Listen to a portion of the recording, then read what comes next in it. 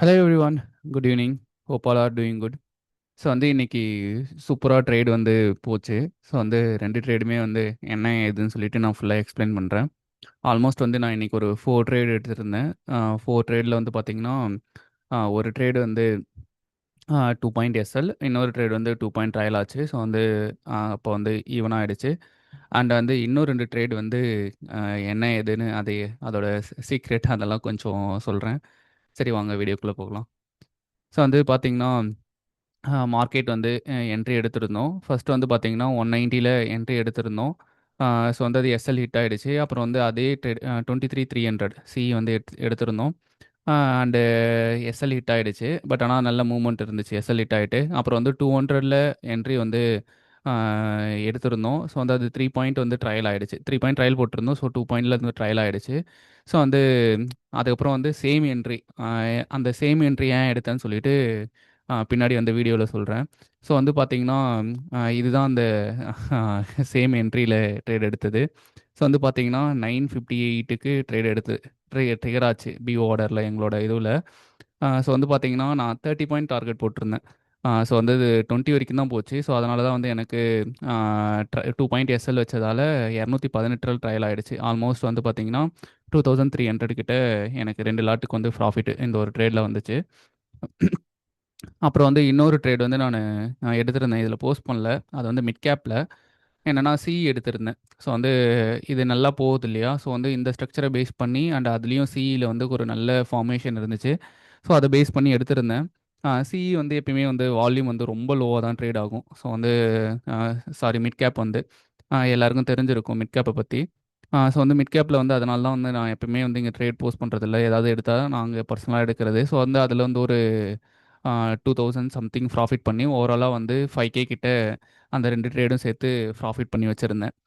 இதுதான் morning ட்ரேடோட update. So அதுக்கப்புறம் நான் ட்ரேட் எதுவுமே எடுக்கவே இல்லை. நல்ல கிளியர் கன்ஃபர்மேஷன் எல்லாம் கிடச்சிது. ஈவன் எக்ஸாம்பிளுக்கு இதே பார்த்தீங்கன்னா எங்களோட விசிபி செட்டப் படி பார்த்தீங்கன்னா சூப்பர் ஃபார்மேஷனில் இருந்துச்சு. இது 100 எஸ்எல் நான் இங்கேயே மென்ஷன் பண்ணியிருப்பேன். 23 என்ற சீட் 100 கீழே போனால் போ போகாத வர ஃபோக்கஸ் ஆன் கால் சைடு அப்படின்னு சொல்லியிருந்தேன். ஸோ பார்த்தீங்கன்னா இது அந்த 130லேருந்து பார்த்தீங்கன்னா எவ்வளோ பெரிய ரேலி வந்திருக்கும்னு சொல்லிட்டு நீங்கள் சார்ட் ஓப்பன் பண்ணி பார்த்தீங்கன்னா தெரியும். இது மார்னிங் அப்போது நான் இது பண்ணி போட்டது.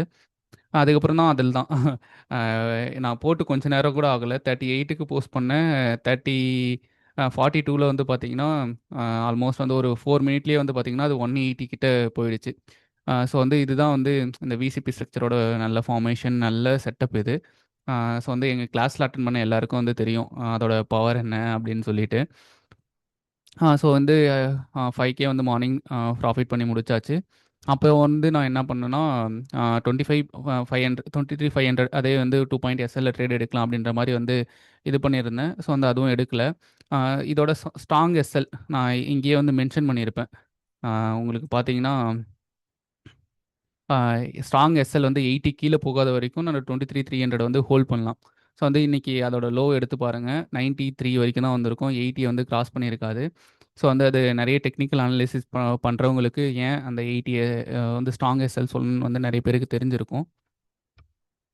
அப்புறம் பார்த்தீங்கன்னா சிஇயில் 23,300 சிஇயில் அகெயின் 200ல் என்ட்ரி கொடுத்துருந்தேன். ஸோ பார்த்தீங்கன்னா அது எஸ்எல் ஹிட் ஆகிட்டு அதுக்கப்புறம் நல்ல டார்கெட் போச்சு. அண்டு 23,350 170ல் ட்ரேட் எடுக்க சொல்லி போட்டிருந்தேன். ஸோ வெரி ஸ்லோ மூவ்மெண்ட்டால் அதுவும் ப்ராஃபிட் பண்ணவங்கள மட்டும் தான் போட்டிருந்தேன். ஏன்னா ஆல்ரெடி ஃபஸ்ட் ட்ரேட் எடுக்க போகிறாங்கன்னா இது ஏன்னா ரிஸ்கி ட்ரேடு. அதனால் 2 பாயிண்டில் வேணான்னு சொல்லிட்டு விட்டாச்சு. ஏன் இன்றைக்கி ஃபுல்லாக நாங்கள் 2 பாயிண்டில் எடுத்துருக்கோன்னா இன்றைக்கி எக்ஸ்பைரி பயங்கர வாலட்டைலாக இருக்கும். ஸோ நம்ம ரொம்ப மார்க்கெட்டை வாட்ச் பண்ணிகிட்டே இருக்கணும். ஸோ எல்லாருமே இங்கே பார்ட் டைம் ட்ரேடர் தான், ஃபுல் டைமாக யாரும் ட்ரேட் பண்ணுறது கிடையாது. ஸோ அதனால தான் நாங்கள் 2 பாயிண்ட் எஸ்எல்லே பெருசாக ஃபோக்கஸ் பண்ணி எக்ஸ்பைரி டே அன்னைக்கு மட்டும் பண்ணுறது. ஸோ அப்புறம் பார்த்தீங்கன்னா 23,600 பி வாட்ச் பண்ண சொல்லியிருந்தேன். ஆஸ் பர் எங்களோட ஜேர்னல் இவ்வளோ எக்ஸ்பீரியன்ஸ் அண்டு நிறைய விஷயம் இருக்குது. ஸோ அதுவும் நான் எக்ஸ்பிளைன் பண்ணுறேன். ஸோ 40 வந்துச்சுன்னா ட்ரேட் எடுக்கணும். இது 122 150ல் க்ளோஸ் ஆகும்னு சொல்லிட்டு எப்போது அரௌண்ட் 1 o'clock அரௌண்ட் நான் சொல்லியிருந்தோம். இது 40 வந்துச்சுன்னா ட்ரேட் எடுக்கணும் அப்படின்ற மாதிரி நான் போட்டிருந்தேன்.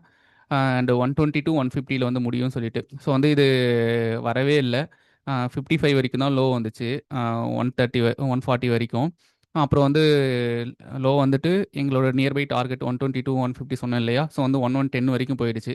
ஸோ அதனால் வந்து நான் என்ன சொல்லிப்பேன், இதுக்கப்புறம் மோஸ்ட்லி வந்து இது என்ட்ரி கிடைக்காது. அப்படி வந்தாலும் வந்து இதுக்கு மேலே போச்சுன்னா ரொம்ப கஷ்டம். இதுக்கு மேலே வந்து மேலே போகிறது ரொம்ப கஷ்டம் அப்படின்ற மாதிரி வந்து அதை இது பண்ணிவிட்டு நான் 23,700 பி வந்து வாட்ச் பண்ண சொல்லி நான் பர்சனலாக வாட்ச் பண்ணிட்டு இருந்தேன். அப்புறமா ஒரு நல்ல இது பாயிண்ட் வரும்போது அவங்கள வாட்ச் பண்ண சொல்லி போட்டிருந்தேன். ஸோ வந்து இது வந்து 2 பாயிண்ட் எஸ்எல் அகைனில் எடுக்கணும்னா 185 மேலே கட் பண்ணுச்சுன்னா தான் எடுக்கணும் அப்படின்ற மாதிரி போட்டிருந்தேன். பட் ஆனால் அது அந்த ப்ரைஸ் வரல. அப்புறம் வந்து நான் ஹீரோ டு ஜீரோ ட்ரேடுக்கு ரொம்ப வெயிட் பண்ணிட்டே இருந்தேன் ஈகராக. இந்த 23,700 வந்து பார்த்தீங்கன்னா 120 110லேருந்து 150 வரைக்கும் ரொம்ப நேரமாக ட்ரேட் ஆகிட்டு இருந்திருக்கும். நான் வந்து எப்போ இது 55 to 60 வருமோ என்ட்ரி எடுக்கலாம், 50 இல்லைனா 45 வந்து கீழே போச்சுன்னா ரிவர்ஸ் ஆகும்போது எது வரைக்கும் கீழே போயிட்டு எப்பவுமே வந்து எக்ஸ்பைரி டே அன்னைக்கு கீழே போயிட்டு இருக்க ட்ரேடில் போய் எப்பவுமே ட்ரேட் எடுக்கக்கூடாது. ஸோ வந்து எங்கேருந்து லைட்டாக ரிவர்சல் மாதிரி தெரியுதோ அண்ட் வந்து நான் ஏன் இதை வந்து 55 60 மார்க் பண்ணிருச்சேன்னு இண்டெக்ஸ்லேயும் வந்து அதுக்கேற்ற மாதிரி நான் மார்க் அப் பண்ணி வச்சுருந்தேன். ஸோ அது பேஸ் பண்ணி தான் வந்து இந்த ட்ரேட் வந்து நான் எடுத்திருந்தேன். ஸோ வந்து பார்த்தீங்கன்னா கரெக்டாக வந்து நான் 60ல் என்ட்ரி எடுத்திருந்தேன். 2 லாட் வந்து ஒரு லாட் வந்து எஸ்எல் வந்து 60ல் வச்சுருந்தா 50 தான் எஸ்எல் வச்சுருந்தேன். 53 வரைக்கும் இது லோ வந்திருக்கும் இன்னைக்கு. இந்த ஸ்ட்ரைக் எடுத்து பார்த்தீங்கன்னா 23,700. ஸோ வந்து எஸ்எல் எவ்வளோ பாயிண்ட் வச்சுருக்கணும் அதுக்கு வந்தோடனே ஒரு லாட்டை வந்து கட் பண்ணிவிட்டு அண்டு நான் வந்து இப்போ 23,600 வந்து 120 to 150 முடியும்னு சொல்லியிருந்தேன் இல்லையா? ஸோ வந்து இந்த ஸ்ட்ரைக் வந்து 120 to 150 முடியும். ஆஸ் பர் ஜேர்னல் இந்த ப்ரைஸில் தான் வந்து ஒரு ஸ்ட்ரைக் வந்து இன்றைக்கி முடியணும். ஸோ வந்து அதனால தான் வந்து நான் அந்த 23,700 வந்து சூஸ் பண்ணி இந்த 60ல் வாங்கினதுக்கு காரணமும் அண்டு வாங்கினதுக்கு அப்புறமே வந்து பார்த்தீங்கன்னா குயிக்காகவே வந்து 11 போச்சு. ஆல்மோஸ்ட் வந்து 60லேருந்து இதுனா 50 பாயிண்ட்டு. ஸோ வந்து நான் ஒரு 45 பாயிண்ட்டில் வந்து கட் பண்ணிட்டேன். ஸோ வந்து 5K வந்து ப்ராஃபிட் பண்ணியிருந்தேன். ஓவராலாக வந்து இது ஒரு 4K வந்து ப்ராஃபிட் வந்துச்சு 2 லாட்டும் சேர்த்து. ஆல்மோஸ்ட் வந்து இன்றைக்கி 9K ப்ராஃபிட்டில் முடித்தேன். ஸோ வந்து இந்த ட்ரேடு என்னன்னு சொல்லிட்டு நான் எக்ஸ்பிளைன் பண்ணுறேன். இந்த இப்போது 2 பாயிண்ட் எஸ்எல் வச்சு 50 பாயிண்ட் 20 பாயிண்ட் வந்து டார்கெட் புக் பண்ணோம் இல்லையா அந்த ட்ரேட் அண்டு இந்த 60 ட்ரேடு ஏன் அங்கே எடுத்தோம் அப்படின்றதுக்கான ஒரு சின்ன கிளிம்ஸ் மாதிரி சொல்கிறேன். ஸோ எஸ்டர்டே வீடியோ பார்த்தவங்களுக்கு தெரிஞ்சிருக்கும். நிஃப்டியோட இண்டெக்ஸோட சார்ட் நேற்று நான் வரைஞ்சிருப்பேன். வரைஞ்சி வந்து போட்டிருப்பேன். அண்ட் வந்து இந்த ப்ளூ கலர் லைன்லாம் நான் இன்றைக்கி எதுவுமே ட்ரா பண்ணவே இல்லை. நான் எக்ஸஸாக ட்ரா பண்ணது பார்த்தீங்கன்னா இந்த ஒரு சப்ளை ஜோன் மட்டும் தான் நான் ட்ரா பண்ணது. மீதி எதுவுமே வந்து நான் இதில் நேற்று நேற்று வீடியோ பார்த்தவங்களுக்கு தெரிஞ்சிருக்கும். இந்த பாயிண்ட் எல்லாம் கரெக்டாக வந்து அந்தந்த பாயிண்ட்டில் வந்து ரிவர்ஸ் ஆகிருக்கு. இதெல்லாம் வந்து ப்ரீவியஸாக நான் ஒரு லாங் இயர்ஸ் பேக் வரைஞ்சி வச்சுருந்தது. நான் நிஃப்டியோட சார்ட்டே வந்து பெருசாக ப்ரிஃபர் பண்ண மாட்டேன். ஏன்னா வந்து இதுலேயும் ப்ரீமியம்லேயும் நிறைய மேனிப்புலேஷன் நடக்குன்றதுக்காக சில கீ லெவலுக்காக இதை இது பண்ணி வச்சுருந்துருப்பேன். ஸோ வந்து பார்த்தீங்கன்னா கரெக்டாக இந்த இடத்துலேருந்து ரிவர்ஸ் ஆகும் அப்படின்ற மாதிரி தான் நான் வந்து அந்த ஸ்ட்ரைக் சொல்லியிருந்தேன். 23,600 வந்து இந்த இடத்துலேருந்து ரிவர்ஸ் ஆகிட்டு 450 to 480 அந்த ரேஞ்சில் முடியும். அப்படி முடிஞ்சுன்னா எக்ஸ்பைரி டே அன்னைக்கு வந்து பார்த்தீங்கன்னா 23,600 வந்து 120 to 150 முடியும். பட் ஆனால் வந்து நான் அந்த குறிப்பிட்ட டைமில் வரல அண்டு நிறைய விஷயம் நான் அங்கே சொல்லியிருந்தேன் இல்லையா? ஸோ அதனால் வந்து நான் நெக்ஸ்ட் ஸ்ட்ரைக் சூஸ் பண்ணிக்கிட்டேன். அப்புறம் வந்து இந்த டிமாண்ட் ஜோனு மார்க் பண்ணி வச்சுருந்தேன். ஸோ வந்து இந்த டிமாண்ட் ஜோன் வந்துச்சுன்னா அங்கேருந்து வந்து ரிவர்சல் வந்து ஆகும் அப்படின்ற மாதிரி. ஸோ வந்து இங்கே பார்த்தீங்கன்னா கரெக்டாக வந்து அந்த இடத்துலேருந்து ரிவர்ஸ் ஆகிற மாதிரி ஆயிருக்கா. ஸோ வந்து இந்த கேண்டிலில் தான் நான் என்ட்ரி எடுத்திருந்தேன். கண்டிப்பாக வந்து இதுக்கு மேலே போச்சுன்னா இன்னும் கொஞ்சம் ரேலி மேலே போய் முடியறதுக்கு வாய்ப்பு இருக்குது. பட் ஆனால் வந்து மோஸ்ட்லி வந்து எனக்கு 25 550 அந்த ரேஞ்சில் தான் வந்து முடியும். அதான் 150 பாயிண்ட்டு. இதுவே வந்து ப்ரீமியம் வந்து பார்த்தீங்கன்னா பெருசாக மூவ்மெண்ட் வரல. ஏன்னா 3:00 மேலே வந்து 3:00 தான் இது கரெக்டாக ஸ்டார்ட் ஆச்சு. இந்த நான் சொன்ன அந்த 60 வந்துச்சுன்னு சொன்னேன் இல்லையா? அந்த 60 இல்லைனா வந்து அது 150ல் போய் முடிஞ்சிருக்கும். பட் வந்து ப்ரீமியம் வந்து பெருசாக மூவ்மெண்ட் இல்லை 3:00 அப்புறம்ன்றதால. ஸோ வந்து இண்டெக்ஸில் வந்து இந்த 60 நான் ஏன் சூஸ் பண்ணுறதுக்கான காரணம், அந்த ஸ்ட்ரைக் ஏன் சூஸ் பண்ணுறதுக்கான காரணம் இதுதான். அண்ட் வந்து இது பார்த்தீங்கன்னா கரெக்டாக வந்து இங்கேயும் வந்து ஒரு பெரிய டிமாண்ட் ஜோன் இருக்குது. அங்கே வந்து நிஃப்டி ஸ்பாட்டில் சப்ளை ஜோன் இருந்துச்சு இல்லையா? ஏன்னா வந்து நம்ம புட்டு எடுக்க போகிறோம். அதனால் வந்து சப்ளை ஜோன் அங்கே பார்த்தோம். இங்கே வந்து டிமாண்ட் ஜோனு. ஸோ வந்து டிமாண்ட் ஜோனை வந்து டிமாண்ட் ஜோன்னா நான் 70ல் தான் வாங்கியிருக்கணும். ஏன் நான் வந்து 60 ஆர் 55 வந்து ப்ரிஃபர் பண்ணேன்னா எப்படியும் வந்து எஸ்எல் வந்து எல்லாருமே வந்து ரீட்டைல் ட்ரேடர்ஸ் எல்லாருமே வந்து இந்த டிமாண்ட் ஜோனுக்கு கீழே தான் வச்சிருப்பாங்க. ஸோ அப்படி வச்சிருக்கும் போது என்னன்னா லிக்விடிட்டி ஸ்வீப் நிறைய எல்லா ட்ரேடுமே வந்து அதுவும் முக்கியமாக எக்ஸ்பைரி டே அன்னைக்கெல்லாம் வந்து லிக்விடிட்டி ஸ்வீப் கண்டிப்பாக நடக்கும். ஸோ வந்து அப்படி நடக்கும்போது கண்டிப்பாக நம்ம என்ட்ரி வந்து அதுக்கு கீழே வைக்கலாம். ரிவர்ஸ் ரிவர்ஸ் எங்கேருந்து எங்கே ரிவர்ஸ் ஆகுதோ அந்த இடத்துல வந்து என்ட்ரியை வச்சுட்டு அதுக்கு அதோட இன்னைக்கு ரீசெண்டாக வந்த லோ வந்து எஸ்எல்லாக வச்சுக்கலாம் அப்படின்றதுக்காக தான் நான் வந்து எடுத்திருப்பேன். ஸோ வந்து இங்கே ரிவர்ஸ் ஆகிற மாதிரி எனக்கு தெரிஞ்சதால 60ல் எடுத்திருந்தேன். ஸோ வந்து பார்த்தீங்கன்னா கரெக்டாக வந்து 120 to 150 வரைக்கும் போகும்னு சொல்லிட்டு 120 வரைக்கும் வந்துச்சு. பட் ஆனால் வந்து நான் வாங்கி ஒரு 2 கேண்டில்லே வந்து எனக்கு இது 1 மினிட் தான். 2 கேண்டில்லே வந்து எனக்கு 110 கிட்ட வந்துடுச்சு. ஸோ அதனால் வந்து நான் க்ளோஸ் பண்ணிக்கிட்டேன். இதுதான் வந்து அந்த ஹீரோ டு ஜீரோ ட்ரேடோட பிளான் அண்ட் எல்லாமே. ஸோ வந்து இதுக்கு ஆல்மோஸ்ட் வந்து நான் பார்த்தீங்கன்னா ஒரு 1.5 இயர்ஸ் 1.5 ஹவர்ஸ் to 2 ஹவர்ஸ் கிட்ட நான் இதுக்காக இந்த ஒரு ட்ரேடுக்காக வெயிட் பண்ணிட்டு இருந்தேன். அப்புறம் வந்து அந்த 2 பாயிண்ட் எஸ்எல் ஸ்ட்ராட்டஜி. ஸோ வந்து ஃபஸ்ட்டு டைம் வந்து பார்த்தீங்கன்னா இது வந்து 190ல் என்ட்ரி எடுத்திருந்தோம். அது வந்து 190ல் ட்ரிகர் ஆச்சு. பட் ஆனால் ஃபெயிலியர் ஆயிடுச்சு.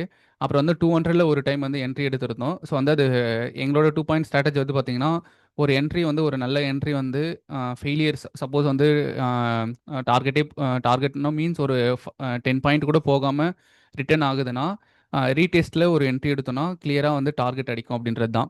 ஸோ வந்து நான் இதில் வந்து ட்ரையல் ஆச்சு எங்களுக்கு. இந்த கேண்டில் வந்து பார்த்தீங்கன்னா 3 பாயிண்ட் வந்து ட்ரையல் போட்டிருந்தோம். ஸோ வந்து 200 ட்ரிகர் ஆகிட்டு 2 பாயிண்ட் எஸ்எல் போகாமல் 4 பாயிண்ட் மூவ்மெண்ட் வந்ததால் 2 பாயிண்ட் வந்து ட்ரையல் ஆச்சு எங்களுக்கு. ஸோ வந்து அந்த லாஸ் வந்து 190ல் எடுத்த லாஸ் வந்து இங்கே கவர் ஆகிடுச்சு. அப்புறம் வந்து ரீடெஸ்ட் வந்து கிளியர் கன்ஃபர்மேஷனுக்காக வெயிட் பண்ணிட்டு இருந்தேன். ஸோ வந்து கரெக்டாக வெயிட் பண்ணி இந்த கேண்டில் தான் வந்து அங்கே ரீடெஸ்ட்டுன்னு நான் போட்டிருப்பேன். ரீஎன்ட்ரி அப்படின்னு சொல்லிட்டு. ஸோ வந்து கரெக்டாக வந்து பார்த்தீங்கன்னா இந்த ஒரு மூமெண்ட்டுக்காக தான் நான் ரீஎன்ட்ரி எடுத்ததுக்கான காரணமே. ஸோ வந்து இது பார்த்தீங்கன்னா கரெக்டாக 200ல் ட்ரிகர் ஆகிட்டு ஆல்மோஸ்ட் வந்து கரெக்டாக 220 வரைக்கும் போயிருக்கா. ஸோ வந்து 20 பாயிண்ட் போட்ட எல்லாருக்குமே வந்து டார்கெட் புக் பண்ணுச்சு. எனக்கும் 220 காமிச்சுது. ஸோ நான் எக்ஸ்பெக்ட் பண்ணது பார்த்தீங்கன்னா இன்னும் ஒரு நல்ல கேண்டில் வந்து க்ளோஸ் வச்சு ஒரு 30 பாயிண்ட் போகும் அப்படின்ற மாதிரி நான் பிளான் பண்ணேன். பட் ஆனால் வந்து 20 போட்டதால எனக்கு 2 பாயிண்ட் எஸ்எல்ன்றதால எனக்கு வந்து 18 பாயிண்ட்ல வந்து ட்ரையல் ஆயிடுச்சு. ஸோ வந்து இதுதான் வந்து அந்த ட்ரேடு. ஸோ வந்து யாருமே வந்து இது மாதிரி 2 பாயிண்ட் எஸ்எல் வச்செல்லாம் ட்ரேட் பண்ண மாட்டாங்க. நிறைய பேர் வந்து ஒர்க் அவுட் ஆகாது அப்படி இப்படிலாம் சொல்லுவாங்க. ஸோ வந்து நாங்கள் வந்து இதையும் ஒரு ஸ்ட்ராட்டஜி வந்து ஆனால் அதுக்குன்னு அடிக்கடி வந்து எல்லா ட்ரேடுமே வந்து இப்படி எடுப்போமான்னு கேட்டால் கிடையாது. ஸோ வந்து மார்க்கெட் கண்டிஷன் நிறைய விஷயம் இருக்குது. ஸோ வந்து இது வரைக்கும் எக்ஸ்பீரியன்ஸ் அண்ட் இதெல்லாம் பேக் டெஸ்ட் பண்ண ரிசல்ட்டு நிறைய வச்சு தான் நாங்கள் இந்த ட்ரேடெல்லாம் வந்து எடுத்துகிட்டு இருக்கிறது. ஸோ வந்து ரியலாக ப்ராஃபிட் பண்ணதே உங்களுக்கு நான் ஸ்க்ரீன் ஷேர் பண்ணியிருக்கேன். ஸோ வந்து இந்த இன்ஃபர்மேஷன் உங்களுக்கு யாருமே ஏன்னா நிறைய பேர் வந்து ஸ்கேல்பிங் பண்ணுவாங்க. பட் ஆனால் வந்து வாங்கிட்டு கீழே லோ லோ போனாலும் எதுவும் கட் பண்ணாமல் மேலே ஒரு பாயிண்ட் 2 பாயிண்ட் கேப்சர் பண்ணிட்டு வந்துடுவாங்க. பட் ஆனால் நாங்கள் இது வந்து ரிஸ்க் டிஃபைன்டு.